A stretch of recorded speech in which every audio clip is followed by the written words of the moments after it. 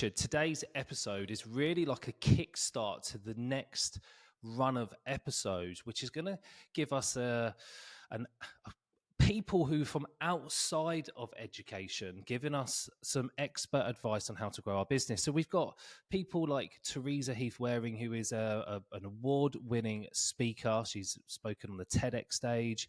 She's also a business coach who helps people to grow their business in the eyes of the dream. Okay, and that's really important to all of us, is that we want that business to form and grow in a way that gives us the things that we really want from life. There's Alana King, who is an educational consultant. She just runs a tuition business. She also is an expert in anything to do with 11 plus.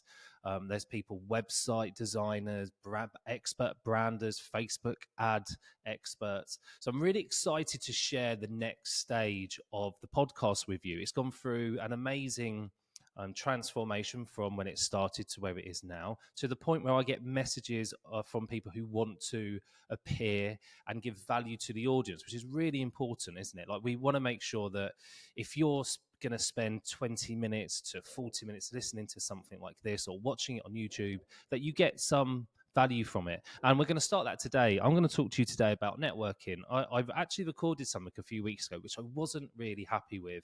And so I kind of let it sit for a while, and I thought I'll come and have another go. And talking about the next stage of the podcast is really about growing the community. It's about sharing with you similar things that I've incorporated into my business, into my personal world, so that I can be in a stronger place. And networking has been a huge part of that. I've shared how the business started with tuition. I've shared how this group started in the past in other podcasts and inside the Facebook group. What I realized really early on was that I needed to be aware of who I was spending time with. And I've read it in countless books in the past. I've said many times, like, I was that entrepreneur for a long, long time. I read a lot of business books and self-help books. And in there, and in those sorts of books, constantly written by all the experts, is you need to protect your energy and you need to protect your time. There's an exercise and a task here which I'd like you to do. And that is, make a list of everybody you spend time with. And you can group them however you want. Like, you can do a Venn diagram if you're being really, really savvy, of people you spend most of your time with. Now, for some of you, it's going to be family. It's going to be your husband. It's going to be your wife. It's going to be your partner.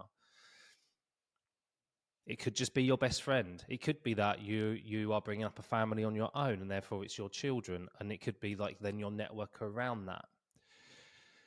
But who is it that you spend the most amount of time with? If you're a teacher at the moment, or maybe you're not a teacher, perhaps you've already left and you've got a job, and then you've got sort of two jobs on the go because you're growing your tutoring business. Who is it at work that you're spending time with? And just make a list. Doesn't have to be exact. There might be people you forget. And there might be even people on the list who you used to spend time with, but you don't anymore, but you really wish you did, which is quite a nice exercise to do.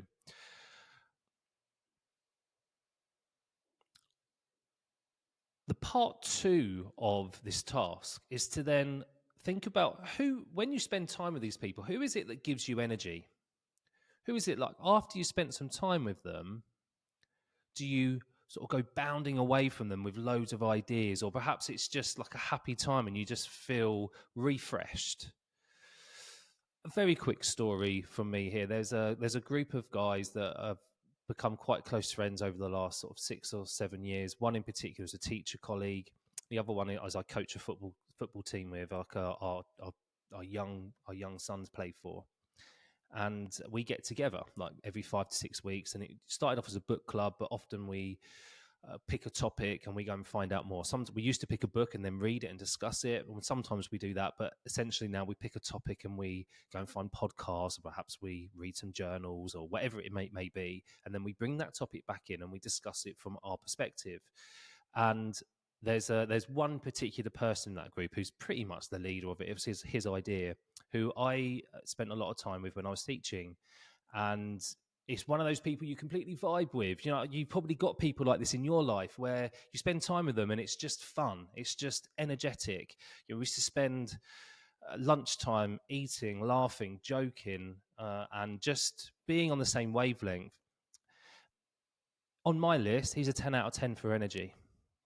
Like, I leave our conversations, and we're quite close and quite similar in terms of our personalities, but not similar enough for it to clash.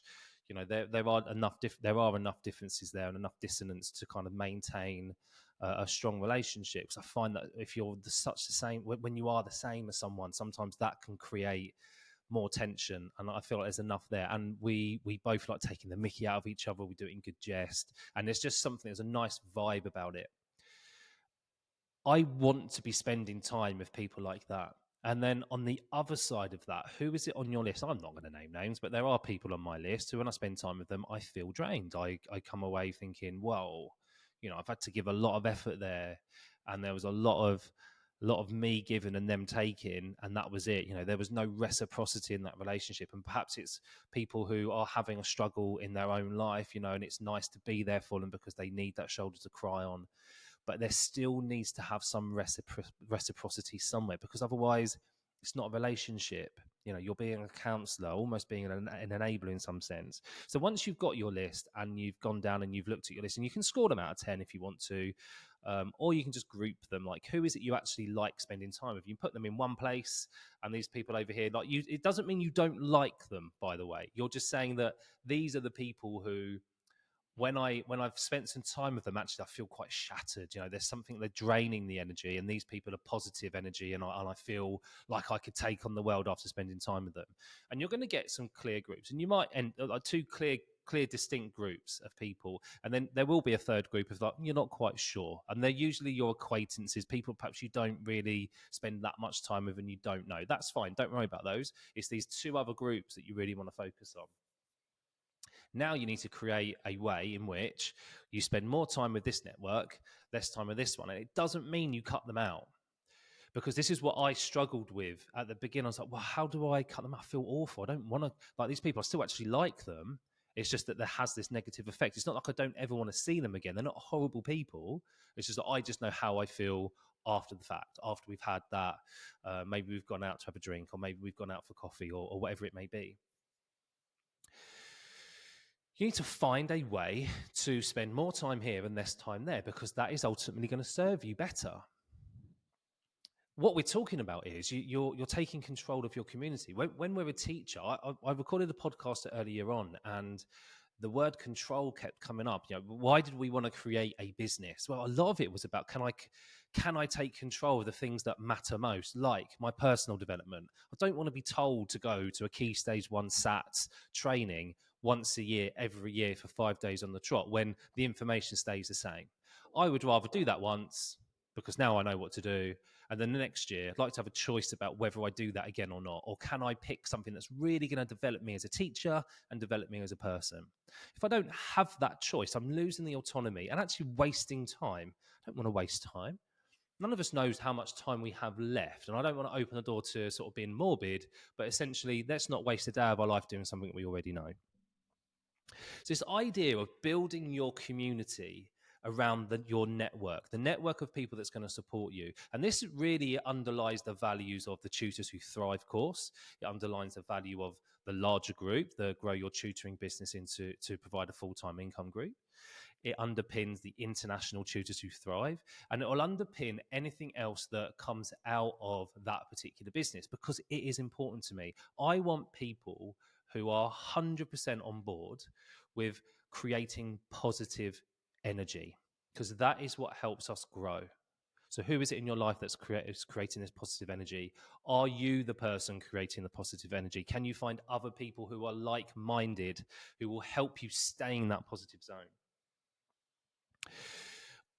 This is a very quick introduction, so I don't want to go any further than this. And the last task is for you to start rating your day. So if you have this task of who's in your life, who's in your network that gives you energy, that when you spend time with them, that you come out and you've got this positive energy and you feel like you can take on the world, and you're narrowing down who it is that's sort of draining that energy, and you can manage that time between the groups of people. What is it that's happening in your day that fills you full of joy? What is it that you're doing during the day that's going to keep you at an energy level of 10 out of 10? Something that transformed my energy was a task, and a really simple task we did at a business conference about 4 years ago, maybe 3 years ago. Again, I always come back. I say 4 years ago. I feel like that's COVID time, and I'm not sure it was COVID time. It was probably just before or just after. The COVID bit for me is a bit muddly in my head. And the trainer, the keynote speaker, was saying, on average, what is your performance like on a scale of 0 to 10, where 0, like, you're absolutely rubbish, and 10 is the best it would ever be? And we went through, and you had to write down, you had a bit of time to think. And we went through that whole, right, stand up if you are a, whatever number. And, there were lots of people at 3 and 4, and then a few more people stood up at 5 and 6. And then most of the room stood up at 7. And then just a few people at 8, and then less people at 9, and a couple of people who were really sort of confident at 10. And I stood up at 7, and he said something really interesting. He said, right, if you were a 7, can you stand back up? And he said, 7 is the most dangerous number to be on because you're coasting. It's just about good enough to get by on a daily basis. It's never going to be good enough, like the 8s, 9s, and 10s, to push your business forward. And it's not bad enough, like the 6s, the 5s, and the 4s, for you to do something about it. 7's coasting, and most of us are happy to coast because actually coasting's still quite tricky. And we put it at 7 because it just feels about right. But actually, what is it? What would we need to do? What would we need to create in our day-to-day part of business life so that we could maintain an 8, a 9, and a 10? And this is different to saying that we want you to be an outstanding teacher every day. Because there will be days when you work at a 2 out of 10, and there'll be days when you're at a 3 out of 10. But there'll also be days when you feel like a 10 out of 10, maybe even 11 out of 10, those super days when you get completely hyper-focused on something. So I want you to identify these days.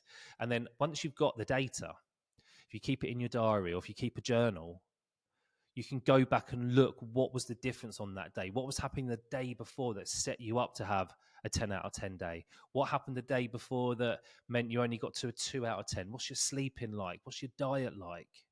Are you being that active enough? Is there something in your life that's missing that you need so you can maintain an 8, a 9, or a 10 out of 10 each day? There will be something blocking you. And then once you've got the data, you can start unpicking it. It's not an easy process, but it's a start. So there's really two messages. Like, who's your network? That's going to help you stay at a higher level because you are positive. You're bringing positive energy. You're in the energy positive zone. Are you spending too much time with people who are draining your energy, which is keeping you down at the 6s or the 5s? Come spend some time with us in Grow Your Tutoring Business Group, because we are positive energy. We will add to your numbers. We will keep you going. That's the whole point of it. If you're really still looking for that start off support, come and have a look at the course. There's no pressure to sign up. That's not the way I sell. But you can come and check out the page, and for more information, you can sign up to stay up to date. There's also other coaches in the group who are there to support you as well. There's so many options for you now for you to go and find the right community and the right network, that at this point, now you know this, there's no excuse for you not to do something about it. And that's where I'm going to leave it there. So you know where I am. If you've got any questions, you can come and find me in the main group on Facebook. You can find me on LinkedIn. You can find me inside the course when you need me. But take care, everybody, and I will speak to you all real soon. See you later.